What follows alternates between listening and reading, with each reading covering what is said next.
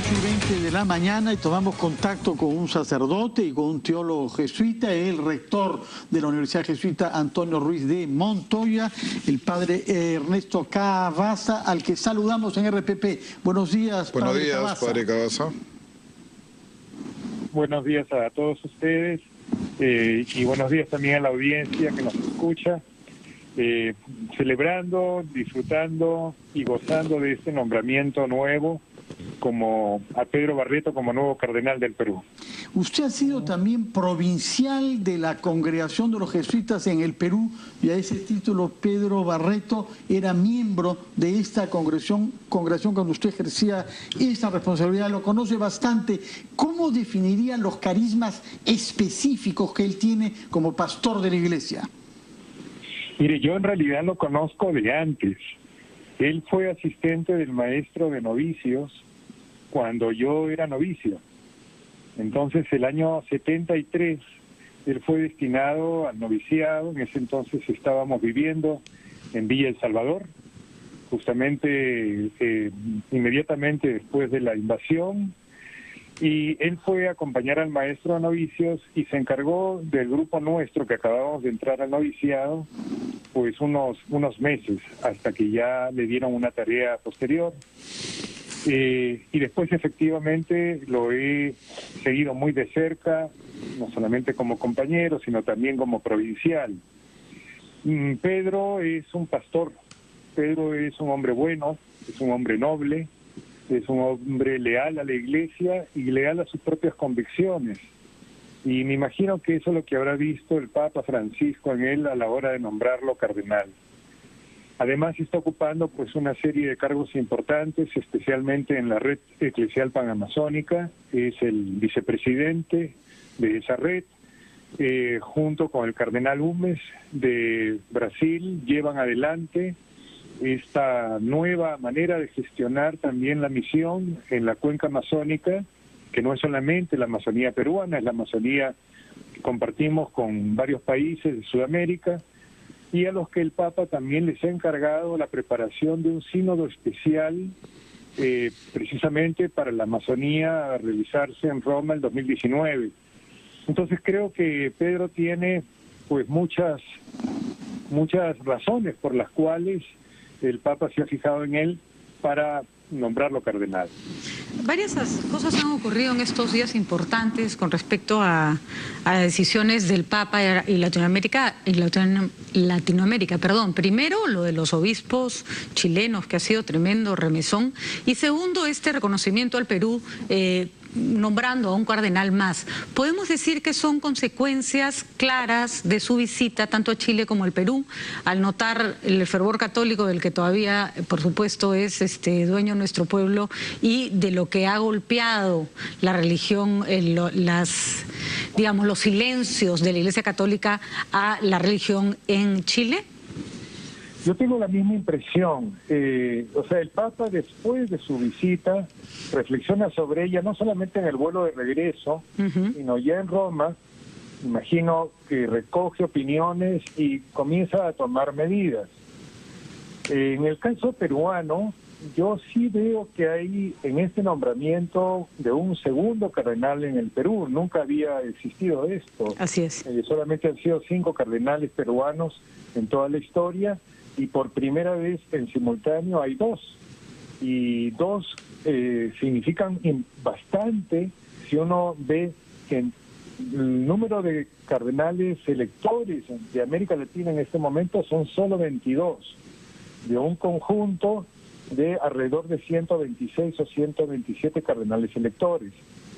Entonces estamos muy bien representados y creo que es fruto también, varias razones, claro, pero una de ellas es la impresión que le produce al Papa la vitalidad de la Iglesia en el Perú. Exacto. Las 3 visitas, la visita a Puerto Maldonado, muy significativa, por cierto, la visita a Trujillo y sobre todo pues la visita a Lima con esa manifestación impresionante de cercanía, de cariño al Papa en diversos eventos, de diversas maneras, al punto que ustedes, los medios, parecía que solamente existía en esos días el Papa, ¿no? Todo eran reflexiones en torno a su visita. Bueno, pues eso, el Papa se lo ha llevado, es lo que recuerda, lo dijo explícitamente, manifiesta que efectivamente le ha impactado.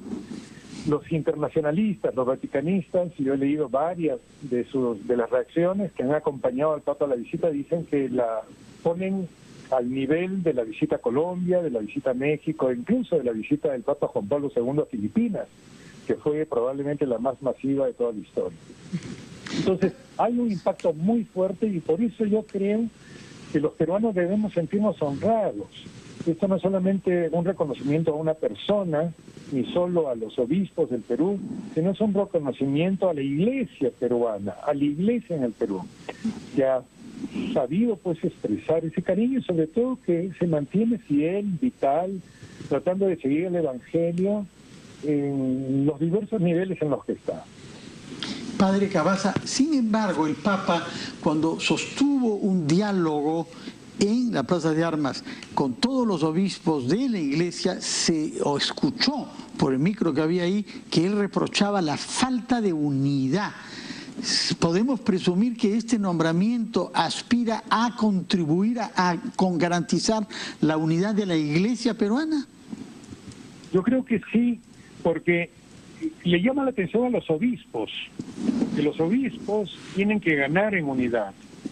Dicho sea de paso, es una tarea permanente, no solamente de ellos, sino de todos nosotros, de la Iglesia. La unidad sabemos que no es nada fácil y que no tiene nada que ver con la uniformidad. Se trata de saber llegar a consensos a pesar de las discrepancias o teniendo en cuenta las discrepancias. Y eso no siempre es fácil de lograr. Y en el caso de los obispos, efectivamente le jala las orejas. Pero me parece que la Iglesia es más que los obispos. Y en ese sentido, el Papa, por un lado, le llama la atención a ellos, pero por otro lado, sí siente el impacto de una Iglesia viva, de una Iglesia que sigue pues teniendo fe y esperanza, a pesar de las vicisitudes y las dificultades. Por ejemplo, el tema en Trujillo, ¿no?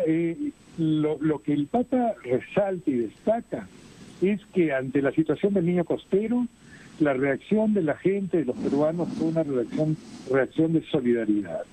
Y eso es un valor humano, pero es también un valor evangélico. Entonces, hay que distinguir, por un lado, los obispos, que no siempre, son testimonio de la unidad que quisiéramos. Por otro lado, una iglesia que se mantiene pues viva, activa, y que manifestó en esa visita mucho de su aprecio al Papa y de su propia vitalidad. Y es una iglesia, es interesante porque ha sido un remesón para los obispos, pero ha dejado en claro que el centro de la iglesia es el ser humano. No solo porque escuchó a las víctimas del padre Caradima, sino que además porque contra todo lo que se pensaba tomó una posición que la iglesia no ha tomado por muchísimos años. Y fíjese, es una iglesia cercana a los pobres. El hecho de que haya querido ir primero a Puerto Maldonado y que lo expresase de manera tan clara, donde está la iglesia, una iglesia que muchas veces no es reconocida, que no es mediática, que no se visibiliza, pero que está presente, que llega a lugares donde no llega el Estado, donde no llegamos nosotros, donde no llega la universidad o la sociedad civil. Ahí están agentes pastorales de iglesia en el último rincón del país. Entonces, eso es reconocido por el Papa. Monseñor Barreto viene de una diócesis difícil y complicada, es una diócesis en la sierra de nuestro país, es una diócesis con problemas y conflictos sociales y ambientales.